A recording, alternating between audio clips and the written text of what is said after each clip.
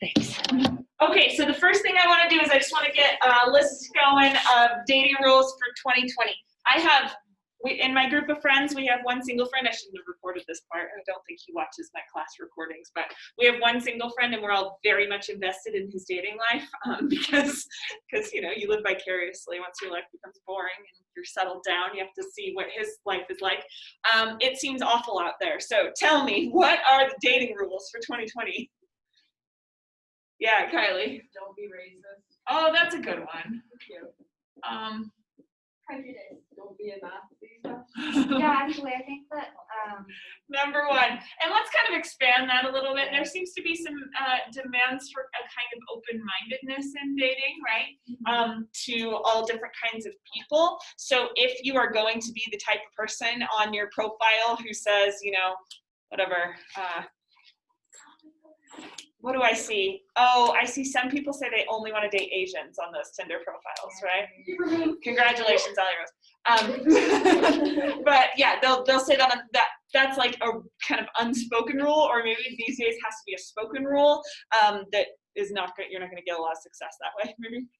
Yeah. I think it's also kind of defined as just consensus of opinion. Like, okay, good. It's really less about, like, every relationship is different, and like, but you could be in a relationship where somebody is pro-life. If I went into that relationship, it just wouldn't work. Like, yeah. There really needs to be, and it's true that relationships do tend to function better when you at least can have some basic moral values you both subscribe to. But it's gotten kind of extreme with that, right? Hard, yeah. How many of you guys, did your parents come from a mixed political background? My grandma is a Democrat, my grandpa is a Republican type of thing, and they just were married. That seems absurd in 2021. I'm just like, how could you ever have a conversation that didn't, you know, end in tears if you were of different political persuasions? But they were together for 50 plus years, you know, like it was fine for them. But these days there seems to be, you need to have more of a consensus on these things. Okay, what else?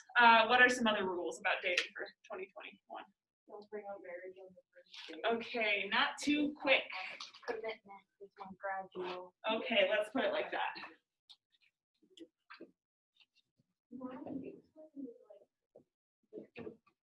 Yeah, actually, that's the thing that breaks up my friend and all of the girls that he dates most often is people bringing up commitment too quickly. And it's either on one side or the other. That seems to be like a really tender subject. Any other rules that we should put up here for dating in 2021, or is this pretty much it? Yeah, Leah? Date for like certain reasons. You can date for like marriage, but you can wait, that's not commitment. A kind of like Do date for marriage. define the reason for dating. Yeah. Right? Because there seems to be a lot of different reasons that you're out there trying to date. Okay, good. Emily, you have one? Gender rules are a little bit more confusing nowadays. It's supposed to be like really acceptable for girls to ask guys out, Yeah. but then it's seen as weird a lot. Yeah, But then the guy waits around for the girl to ask him out, and it's just like, it's just kind of messy right now. So the rule is kind of like don't have rules because they're going to be upset in some way. Yeah, okay, good. So it seems like some people are like very committed to those gender rules, and you don't know until you get in there and you figure out if you have a consensus of opinion. But that seems to be a big one that you need to have consensus about. Yeah, Jane. Respect is required. Ah, good. You must respect the other person. And when you say respect, what does that mean? Like, what we kind of compared it to is in Regency, it was more like a civil respect, like, oh, I respect you enough to marry you. Yeah. But now it's more like, I respect you as a person, so I'm not going to expect you to, like, do everything for me, and I'm going to respect you as a human being, you know, and care about their opinions and be kind to them, you know? Yeah. Yeah, there's a certain kind of respect of their independence that has to happen. Yeah, Ella. It really shifts relationship to relationship. Like, there's no real definition of what respect means for every relationship, but like for some people, they have certain, I guess, mental, like emotional infirmity-driven insecurities that require maybe a higher level of commitment from the other person, and so out of respect, the other person will give up certain liberties to like respect their partner. Okay. But in some relationships, it's more open, and neither person are super insecure. So respect is just more at a human level. Okay, rather good. than like at a soul. I don't know. Good. I want to stick with this idea. So I think that seems to be like a guiding theme of all of our rules, which is that the rules aren't too strict. It just seems like from person to person, it's independent to the relationship, right?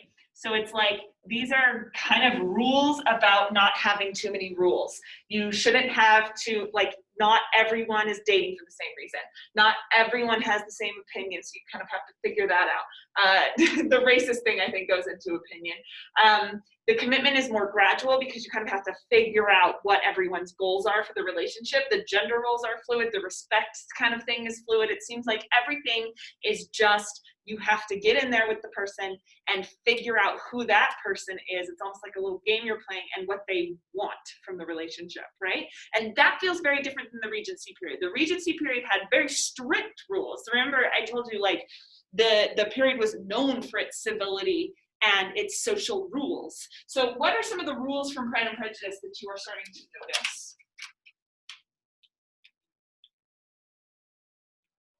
What are the Regency rules? Allie Rose? The girls must be like being offered. Okay, but they have to be heard a little bit.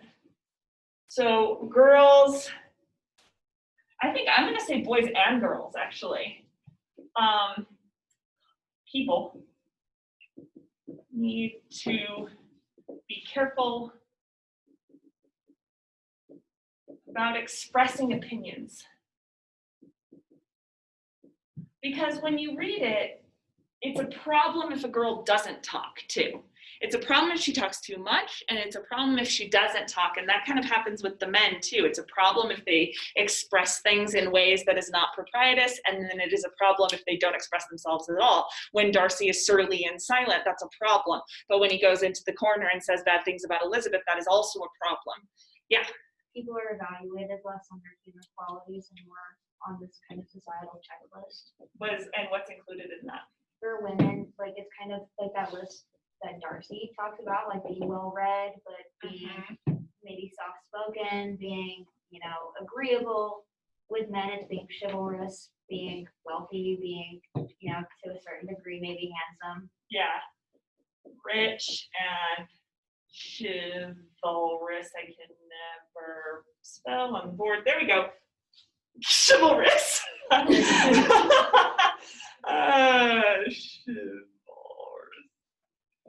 Okay, there we go. Yeah, so you've got these different kind of classifications for women, and they keep saying the word accomplished when they're talking about all the things that a woman needs to know how to do. And this is when they have that debate, stop me if this is past the part where you read, but where they have this debate about Elizabeth saying, like, well, I don't know a woman that has all of those things. Like, it seems like his expectations for a woman is like very, very high. And the sisters say, oh, she's one of those types that like tries to denigrate other women for her own benefit, right? Like a guy's girl. You know, these types that are like, oh, I'm not one of the girls. I'm not like other girls. That's what it is. I'm not like other girls. I'm one of the guys. I eat hamburgers and play video games, right? And by doing that, you become the kind of person who's like, everything associated with women and femininity is bad, and I'm not that thing. But that's not what she's doing. She's saying, you have too high of expectations for women, like maybe tone it down a little bit and see us as people. Anyway, so they're evaluated on these kind of checklists, and if you meet the checklist, then you're worthy to date. Okay, what are some other rules from Pride and Prejudice? Emily? Just like all of the social rules involving like getting to know the family. So like, first you have to be introduced by like a neutral party. You can't just walk up and be like, I've had my eye on you. Yeah. Like, yeah. And so then you have to like call upon the family and like arrange it with the father and spend time with him, and then like briefly see the girls and like go to balls and see them. Okay, good. And then like the way that you court is through dancing. And from all those movies, and I have to assume that the movies are true because they don't really describe what the dances look like in the books, but it seems like it's like you come together for a minute, but then when you dance with someone, it seems like you're dancing just as much with the entire group as you are with the one person. It just seems arbitrary that you say, I am dancing with this person. But it seems like you get to know people through dancing, which by definition are these really brief encounters, right? So I'm going to say brief encounters. And I heard Sam talking about this, so I'm going to steal it. It's like when the encounter is not brief, that is seen as a problem. So when Elizabeth goes trucking through the mud to go stay with her sister, it's good that she's with her sister and they like this, but the fact that she's spending so much time with Darcy and Bingley in the process is kind of suspect, because it's like too long of a time to spend, right? We actually keep telling my friend that is dating, we keep telling him that this might be a good rule for him. Brief encounters rather than marathon sessions. Anyway, any other rules we want to say from Pride and Prejudice? I think this is a good start. So what I want to do is I want to look at like benefits and drawbacks of this, right? Because dating in our time period seems to have some clear benefits. It seems to be what we prefer as a society right now, but there might be some benefits over here. And maybe I just hinted at one for the Regency period. So let's start with but I'm talking about for women, because that's what Pride and Prejudice is focused on. What are the benefits for women of dating in the Regency period over your period of dating? Yeah, Kylie. No risk of explicit pictures on and off. Okay, yeah, all right. So if we're thinking about like this idea of like really strict propriety and that like people are fully covered and you don't have to worry about images being disseminated. If we're talking about respect and the respect differences, it's like this one seems like respect is required until a certain point sometimes. Respect is required as long as you are dating them. And then if you are not dating them anymore, respect is no longer required, right? And over here, it's like respect of the other gender is always required. Yeah, Ella. I think that obviously like attractiveness matters within the Regency era. Yeah. But maybe there wasn't such a beauty standard for women to live up to. And I don't think that, I think that a lot of agreeability and a lot of just accomplishments, I guess, is kind of what garnered attraction for women. Yeah. I think it was a lot less about well, she, has a really big whatever. It's just, yeah. Yeah. I think men were a little bit less crass when talking about women and when being attracted to women. Good. So I think here we're thinking about this idea of accomplishments, right? In some ways, it seems very progressive for Darcy to say, I want her to be good at the piano. I want her to be able to express herself well. I want her to be able to paint well. It's limiting. Why are those the things that a woman has to be good at? But it's something that a woman can work towards. Any woman could have been, any middle-class woman could have been working towards being better at the piano, right? And so it's it's based less, I think, a little bit on luck and, what you were born looking like, and more on effort. Kind of the American dream. You work really, really hard and then you get a rich husband. Yeah, Emily. Yeah, I feel like it's still based on that feminine look, but it's more on her sense of styles a lot better with the dresses that she has. They're very rich and fine clothing. Yes. And she styled her hair perfectly. It's not oh wow, she has a big nose. So yes. You never hear her really talking so much about what people actually look like in terms of their physical features. Every once in a while, Jane Austen will call someone ugly in one of her books. Usually it's an older woman, or she'll call someone fat. But usually that's also a woman who has already found a partner. It doesn't seem to be something that prohibits them from matching up, which is refreshing. No more plastic surgery or bad diets or whatever. Kylie? She was talking about Miss Lucas. Yeah, but Miss Lucas is kind of plain. So yeah, plain. Yeah, Miss Lucas, the daughter, right? Yeah, she does say this. She does call some people plain. Yeah, but plain I think is better than. Plain is better than what we get called today. Yeah, and you'll see whether or not you'll see whether or not that stands in Miss Lucas's way of getting married too. Okay, any other ideas about the benefits of maybe dating in the Regency period? Yeah, Kylie. Remember I think there's more security. Yes, that's what I was going to talk about. Okay, there's more security, right? So you have to be introduced You have to know the family. You need to be careful about expressing opinions, and all of this is to create obligations and duties with people, right? So there are huge drawbacks to not being able to get divorced and not being able to, end things when they need to be ended, right? Obviously. But there are also huge benefits to the kind of security, especially when marriage is so wrapped up in finances, that if you get into this relationship, that the family all approves, that there are other parties in the neighborhood that are invested in your relationship, and that everybody has a kind of obligation to keep this relationship going. Everybody's kind of like a little bit involved in your relationship, and that can be really annoying, but that can mean that you have a huge support system too. Okay, so let's look at some of the quotations that you found. Did you find quotations to support this? Yeah, Kylie. So for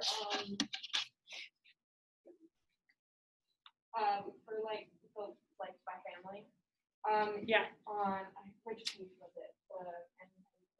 And tell me the chapter too, because I have this other version. Give us 5 seconds. Okay. I got it. Oh, page 24. 24 what chapter? Chapter 8. Okay. It's like, yes, and her petticoat, I hope you saw her petticoat, 6 inches deep in the mud. I could hardly keep my countenance, very nonsensical to them at all.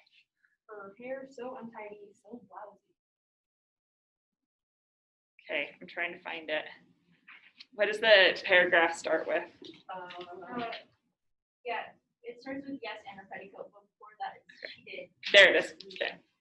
Okay, cool. So what's interesting is the different ways I think that they're representing these things. So look at a little bit earlier where it says when dinner was over.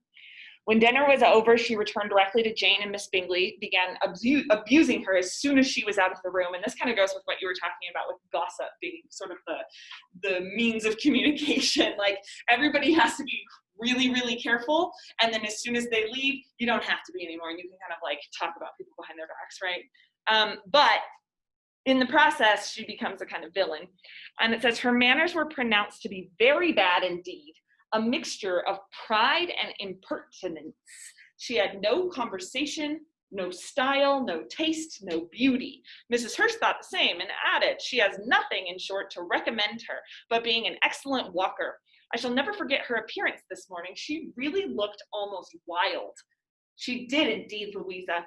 I could hardly keep my countenance, very nonsensical to come at all. Why must she be scampering about the country because her sister has a cold? Her hair so untidy, so blousy. Yes, and her petticoat. I hope you saw her petticoat, 6 inches deep in mud. I am absolutely certain.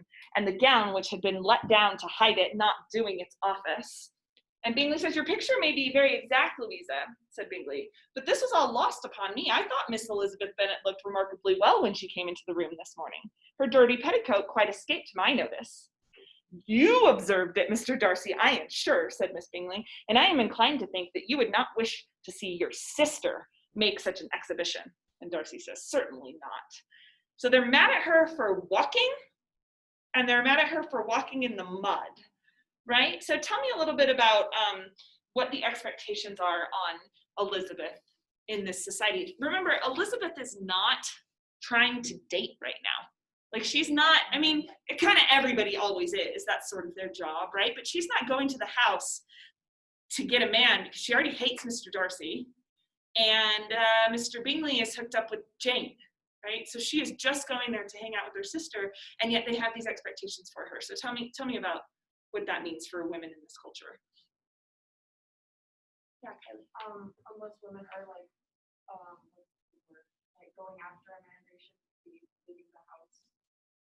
Okay, good. So it's about motivations. It's almost like your sisterly bond is part of the impropriety, right? You actually see this quite a lot in Jane Austen, which is that loyalty to your sister is seen as less than loyalty to men. Sam, what were you going to say?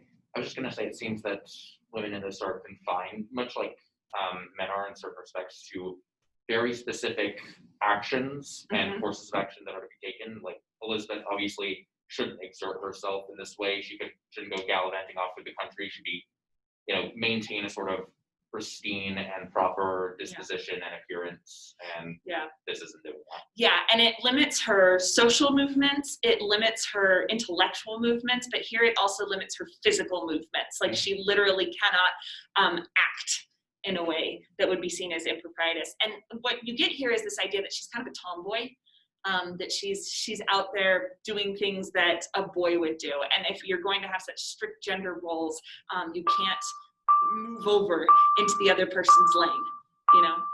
Emberly. Like women are more restricted to like either being in the house or like taking a carriage places. Like it almost reflects poorly on the family that they didn't have a carriage or stagecoach to bring her there in, because she's it's like keeping up that look of like propriety and stuff. Good. So propriety is intricately connected to wealth then too. Rules were for genders, but then there were also rules for different positions in society. And she has to maintain that she's at this higher position, because if she doesn't do that, then she's not going to be able to make the match with somebody who's also at a higher position, right? And this is really important when you get to what Mr. Darcy says there at the end. Miss Bingley is like, well, you know, Mr. Bingley doesn't notice like all this stuff. He just thinks she has rosy cheeks, and he's like, she looks great. What are you talking about? He's a little clueless that way. But Darcy, she says, I'm sure you observed it because you have a sister and you're looking out for this sister, and you would be so embarrassed if your sister made such an exhibition, right? And he says, certainly not. Like, I don't want my sister to look like this at all, right? And so it not only speaks to Elizabeth, but it also speaks to her family and that obligation that she has to her family too. So everything that you do reflects on somebody else, and that's really important to keep in mind. Yeah, Ellie Rose. I think not only like they confine her to like social like status, but also like they, even if she's not seeking out marriage and like no one like explicitly thinks that she's seeking out marriage, they still expect her to be seeking out marriage at the time. So she's defined by her being a female, she's defined by marriage. Yes. That's just her entire purpose. And so if she's doing things that are not agreeable, then they're like, how is she going to get married, or how is she going to be in a relationship if she can't do it right now? Yes, exactly. Turn the page and find the part where it says, do you prefer reading to cards? I think this is one of those sections where Jane Austen wins over a lot of us bookworms that are like, yes, of course I would prefer reading to cards. But they say, so she's like, they're all going to play cards. It says, with a renewal of tenderness, however, they repaired to her room. See that? And then in the middle of that paragraph, it says, on entering the drawing room, she found the whole party at loo and was immediately invited to join them. But suspecting them to be playing hide, she declined it, and making her sister the excuse, said she would amuse herself for the short time she could stay below with a book. Mr. Hurst looked at her with astonishment. Do you prefer reading to cards? He said. That is rather singular. Miss Eliza Bennet, said Miss Bingley, despises cards. She is a great reader and has no pleasure in anything else. I deserve neither such praise nor such censure, cried Elizabeth. I am not a great reader, and I have pleasure in many things. Now, why is accusing her of being a bookworm such a negative, according to like kind of with what Allie Rose was saying in mind? And then why would she deny it so heartily? Yeah. Because like instead of paying attention to like getting married or like paying attention to like being attractive to men, they're just focusing on like themselves and like their own self like satisfaction, I guess, for reading. Yes, good. It's all about self-improvement, right? I mentioned how this time period, they were very much interested in this idea of self-knowledge, and reading books is going to give you more of an idea of self-knowledge, and it's like you're denying the community while you're seeking yourself. It becomes a strict dichotomy where you can't do one, you can't do both. Yeah. Playing cards at the time was kind of like the, almost like going and getting a drink with somebody. Mhm. It was very like, there's a lot of social weight to it. It would be kind of weird, like if you were like out getting a drink with some friends and all of a sudden one of you was just like sitting there reading, like it's strange. Yeah, have you had a friend like that? I have had friends like that. Yeah, like We go to the diner and one friend like pulls out a book and you're just like, what are you doing? Yeah. And they're just like, they're snapping somebody. It's like, why are you doing that? Like, Yeah. You're supposed to be having a thing. Uh-huh. So I think it's like, to a degree, they probably just found it a little strange that she's pursuing like these really cerebral things that aren't really expected of her. Yeah. But she's sort of rejecting them in a way. Like Yes. it was probably just kind of rude. Like they were like, why are you rejecting the things that we enjoy doing in society? Yeah, and it's rejecting the things you enjoy, but then it's also, to go back to what Ali Rose was saying, that it's also then rejecting your role in that society too, which is you're supposed to be interacting with people so that you can be doing your job and getting a man.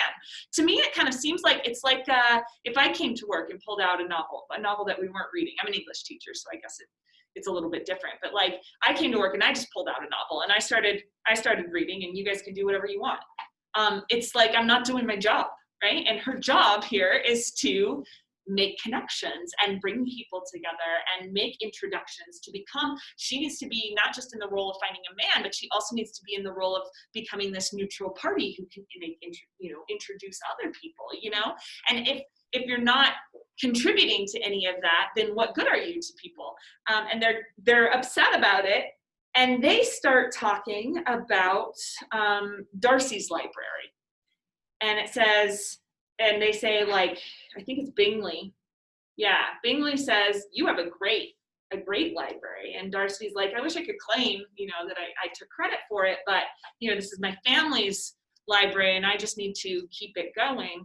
And people say, yeah, but you contribute, Mr. Bingley says, but you contribute to it so much, or maybe Miss Bingley. And then, you have added so much to it yourself. You're always buying books. And he says, I cannot comprehend the neglect of a family library in such days as these. So Elizabeth is over there in the corner reading a book, right? And we're talking about how this is about her self-betterment. How is that different than Darcy buying a library? Does that make Darcy a bookworm here, that they have this in common? Yeah, Sam.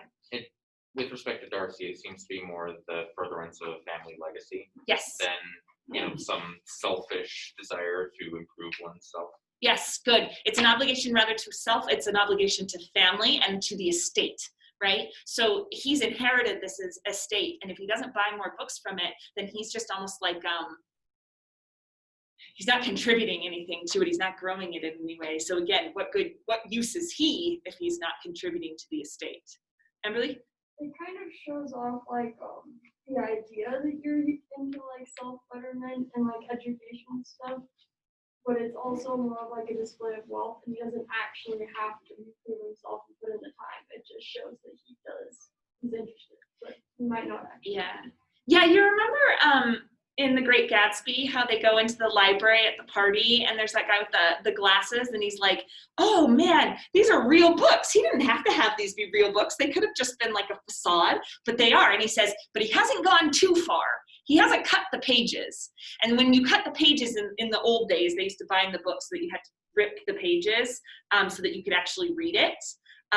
That's why we have like beveled edges now in our books, those torn edges, to mimic that, give it a kind of old school style. And Gatsby doesn't go that far because it is just this display, and he's not going into like pompousness saying like, I've actually read these books. No one believes that. Right? And so Miss Bingley even knows this. She says, neglect. I am sure you neglect nothing that can add to the beauties of that noble place. It's an aesthetic pleasure. Charles, when you build your house, I wish it may be half as delightful as Pemberley. He says, I wish it may. What I love here, though, is a little bit further down. It says, Elizabeth was so much caught up by what passed as to leave her very little attention for her book. And soon, laying it wholly aside, she drew near the card table and stationed herself between Mr. Bingley and his eldest sister to observe the game. And I think this is where we start, I think that's a little bit making fun of Elizabeth there. Because we want to remember that this is a comedy. We'll move further into that. But here's Elizabeth being like, no, I prefer reading, right? But she gets like she just keeps looking at the thing, and she's reading one sentence over and over again. She gets so caught up in the social drama that she starts to inch closer and closer to the card table, right? And I think this is kind of where we see, despite all of her objections, that she starts to become a little interested in Darcy. She wants to be a part of this social circle. Yeah, Ellen. I think in a way, we're talking about like pick-me girls. Now there's a rhetoric of like, to please men, we have to What are they called? pick me. Pick Like, me. Pick me. Oh, okay, got it. It's like that I'm not like other girls. It's the Okay. She's like, I drink beer, like I shoot whiskey. Yeah. I don't diet. Yeah, right. It's the girls, there's so much. Jennifer Lawrences. Oh my god, yeah. Okay. It's kind of almost her, I think it's also criticizing the rhetoric that was maybe present back then a little bit of like, it is almost a little ridiculous how Jane's just like, no societal norms. Like, I'm just gonna do my own thing. But like, Yes. I think she's kind of saying like, no, there is some value in, socializing and like, Yes. and maybe partaking in some really things. There's some like Right. fun in that. And some good Right. in that. And Yes. it's, like, Yes, let's get into that next time because